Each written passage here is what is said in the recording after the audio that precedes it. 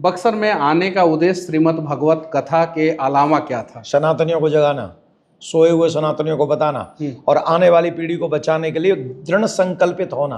बांग्लादेश में हो रहे हिंसा को कैसे रोकेंगे आप? देखिए, रोकना तो सरकार की जिम्मेदारी, मेरी जिम्मेदारी नहीं है। मैं तो सिर्फ कह सकता हूं कि जो चीज बांग्लादेश से शुरू हुई थी वो बंगाल तक पहुंच गई है। हाँ। और बंगाल में रुक जाएगी ऐसी कल्पना करना मूर्खता है। आपकी कुर्सियां, आपकी पार्टी, तभी तक ये सब चल रहा है जब तक हिंदू बहुसंख्यक।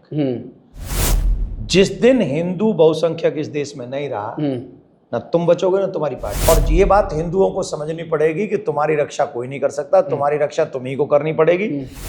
अगर तुम नहीं जगे तो मरने के लिए तैयार हो जाओ, अगर तुम जग गए तो फिर तुम और तुम्हारे आने वाली पीढ़ी बच जाएगी। मैं हमेशा कहता हूं कि कंधों से ऊंची छाती नहीं होती और धर्म से बड़ी कोई जाति नहीं होती। वो जब मारते हैं तो धर्म देख के मारते हैं, जाति देख के नहीं मारते हैं। कि सनातन धर्म की रक्षा की बात करना भड़काना है और ये अपराध है, और तो ये अपराध मैं शौक से करूंगा। और जो लोग ऐसा काम कर रहे हैं वो मुझसे पहले से इस धरती पे हैं। अगर वो काम ये कर चुके होते तो मुझे करने की आवश्यकता भी नहीं पड़ती। देवकीनंदन ठाकुर जी महाराज एक ऐसे व्यक्ति जो पूरे भारत में हिंदुओं को बचाने का ठेका ले चुके हैं और इसलिए जो है सनातन बोर्ड की मांग कर रहे हैं। वर्तमान समय में वक्फ बोर्ड संशोधन बिल के खिलाफ पश्चिम बंगाल में जो है हिंदुओं के साथ हिंसा हो रहा है। इन्हीं सब चीज़ के ऊपर जो है आज हम इनसे बातचीत करेंगे। राम जी ने जहाँ पे पहली बार किसी राक्षस का वध किया था, ये बक्सर वही भूमि है और वहीं से शुरुआत करेंगे। महाराज जी, सबसे पहले तो प्रणाम। राधे श्याम। सनातन बोर्ड क्यों है जरूरी? सनातन बोर्ड इसलिए जरूरी है, आज़ादी के बाद भी भारत में वक्फ बोर्ड वर्क कर रहा है। 9 लाख एकड़ जमीन उस पर ज़्यादा ही उसे इतनी नहीं है। अभी सदन में मैं एक सांसद को सुन रहा था, आई थिंक शायद वो गृह मंत्री जी बोल रहे थे, मतलब 9 लाख तो कुछ भी नहीं रह गई, उससे भी ज़्यादा भूमि है। 9 लाख एकड़ से ज़्यादा है जी। हाँ, वक्फ बोर्ड के पास में इतनी जमीन पाकिस्तान में नहीं है जितनी हिंदुस्तान में उनके पास में। तो ऐसा क्यों है, किस लिए है? और हमारे मंदिर सरकार के अंडर है, उनके लिए तो मदरसे भी हैं, हर चीज़ है। और हमारे लिए गुरुकुलम बंद कर दिए गए, गौ माता सड़क पे घूम रही है, हमारे संस्कार सभ्यता गीता हमको पढ़ाई नहीं जा रही है। ये जो सारी चीज़ें, ये जो हमारा पतन हो रहा है, इसके जिम्मेदार कौन है? आज़ादी के बाद से हिंदुओं के बचाव के लिए, रख रखाव के लिए, हमारी मंदिरों की परंपराओं को बचाने के लिए, हमारे बच्चों के संस्कारों को बचाने के लिए किसने काम किया? अच्छा, बक्सर में आपके पीछे जो है लाखों लाख की भीड़ चल रही थी जब आप मार्च कर रहे थे, तो कल को जो है बहुत सारे मीडिया वाले जो है ये कहेंगे कि देवकीनंदन ठाकुर जी महाराज जो बक्सर में आए थे वो विवादित भाषण दे रहे थे, भड़काऊ भाषण दे रहे थे, लोगों को उग्र कर रहे थे, क्या कहेंगे? अगर किसी को ये लगता है कि सनातन धर्म की रक्षा की बात करना भड़काना है और ये अपराध है, और तो ये अपराध मैं शौक से करूंगा। और जो लोग ऐसा काम कर रहे हैं वो मुझसे पहले से इस धरती पे हैं। अगर वो काम ये कर चुके होते तो मुझे करने की आवश्यकता भी नहीं पड़ती। उन्होंने नहीं किया, इसलिए मुझे ये करना पड़ रहा है। बंगाल में हिंसा हो रहा है, हिंदू बहन बेटियों के साथ जो है अत्याचार हो रहा है, वो लोग अपना घर छोड़ के जा रहे हैं। और वहां जाति नहीं पूछी जा रही अत्याचार के समय। हाँ। बांग्लादेश में जाति पूछी जा रही थी। और जब जो यहाँ जाति गणना कराने की बात कर रहे हैं वो अब क्यों नहीं बोल रहे हैं?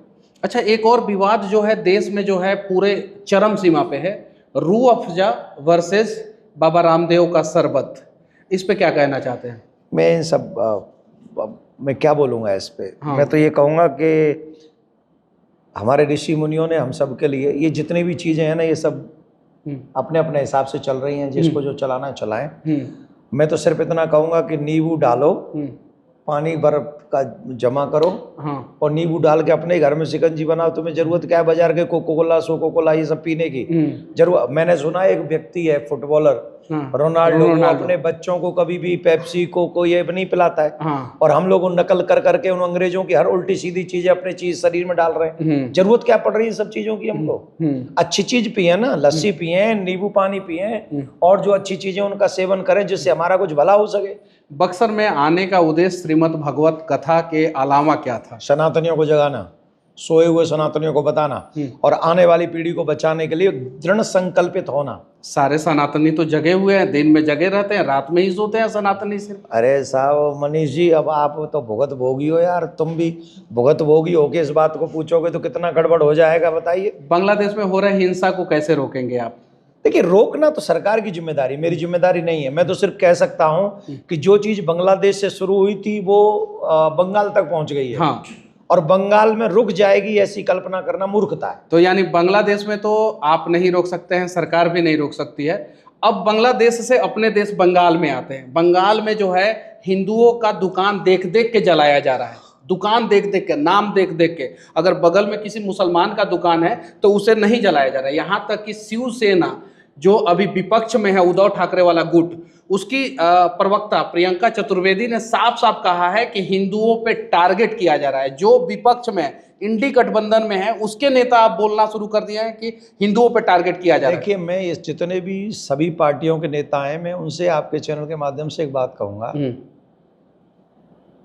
आपकी कुर्सियां, आपकी पार्टी, तभी तक ये सब चल रहा है जब तक हिंदू बहुसंख्यक, जिस दिन हिंदू बहुसंख्यक इस देश में नहीं रहा, ना तुम बचोगे ना तुम्हारी पार्टी। और उदाहरण अधीर रंजन चौधरी हैं, मुर्शिदाबाद के पहले सांसद थे, मुसलमानों के लिए खूब काम करते थे, सोचते थे कि वो जीतते रहेंगे। यूसुफ पठान बड़ौदा से आते हैं, जिन्हें बंगाली बोलने भी नहीं आता है, और वहां पे आके चुनाव जीत जाते हैं। और जब दंगा होता है, वहां पे जलाया जाता है हिंदुओं का दुकान, तो यूसुफ पठान इंस्टाग्राम पे फोटो डालते हैं चाय पीते हुए, चाय की चुस्की के साथ। तो यही दुर्भाग्य है। और हम लोग इस बात को हिंदू नहीं समझ रहा है। हिंदू जब तक इस बात को नहीं समझेगा तब तक हर कोई व्यक्ति जो अपने आप को, मैं देखता हूं बड़े बड़े पैसे वाले लोग ना अपने आप को कहते हैं हमें क्या फर्क पड़ रहा है इससे। बांग्लादेश में या बंगाल में कितनी भी बड़ी दुकानें किसी की हो, चवन्नी भर का नहीं पूछ रहा कोई, उनकी इज्जत, उनकी संपत्ति, उनका मकान, उनकी दुकान सब खतरे में है। एक डीएमके पार्टी है, उसके एक नेता ने जो है तिलक, चंदन का तुलना जो है महिला के प्राइवेट पार्ट से किया है। हालांकि वहां पे साउथ में जो है हर दिन लोग जो है चंदन करते हैं, और चंदन करके ऐसे मूर्खता वाले जो लोग हैं, जो मूर्ख हैं, अब वो वाली बात है जो अपनी माँ की इज्जत न करता हो, जो अपनी खुद की औकात उसकी कुछ न हो, वो व्यक्ति अगर सनातन पे उंगली उठाता है। इसीलिए हमने कहा था कि इस निंदा पे कानून बनना चाहिए। सनातन बोर्ड पूछ रहे थे ना क्यों, एक बार बनवा के दिखवा दो, फिर इन पे बुलवा के दिखवा देना, मैं देखूं इनको फिर कैसे बोलते हैं। प्रॉब्लम तो ये है कि हिंदू के लिए कोई कुछ भी बोल दो, उसकी बात कोई करेगा ही नहीं। अन्य लोगों की बातें कर दो तो पूरा विश्व में प्रचंड प्रलय आ जाती है। और ये बात हिंदुओं को समझनी पड़ेगी कि तुम्हारी रक्षा कोई नहीं कर सकता, तुम्हारी रक्षा तुम्ही को करनी पड़ेगी। अगर तुम नहीं जगे तो मरने के लिए तैयार हो जाओ, अगर तुम जग गए तो फिर तुम और तुम्हारे आने वाली पीढ़ी बच जाएगी। बस यही कहना चाहूंगा। पश्चिम बंगाल में खासकर जो दलित समाज के लोग हैं, जो पिछड़े समाज के लोग हैं, खासकर वही लोग ज्यादातर, मतलब कि अभी गरीबी रेखा से नीचे है पश्चिम बंगाल में, और उन्हीं के दुकानों पे ज्यादातर हमला हो रहा है। ज्यादातर सभी लोगों से हम एक बात कहेंगे, जाति बातें करना बंद कर दीजिए। मैं हमेशा कहता हूं कि कंधों से ऊंची छाती नहीं होती और धर्म से बड़ी कोई जाति नहीं होती। वो जब मारते हैं तो धर्म देख के मारते हैं, जाति देख के नहीं मारते।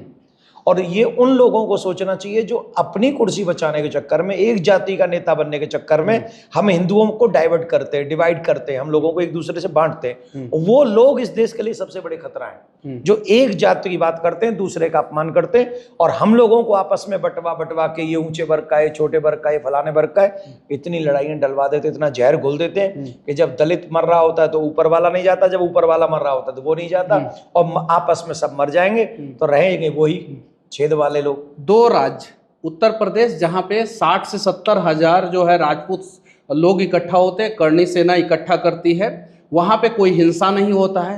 पश्चिम बंगाल मुर्शिदाबाद में जो है वक्फ बोर्ड के खिलाफ हिंसा होता है, और वहां पे जो है हिंदुओं को टारगेट किया जाता है। आज जो हमने ये यात्रा निकाली, कितने लोग होंगे?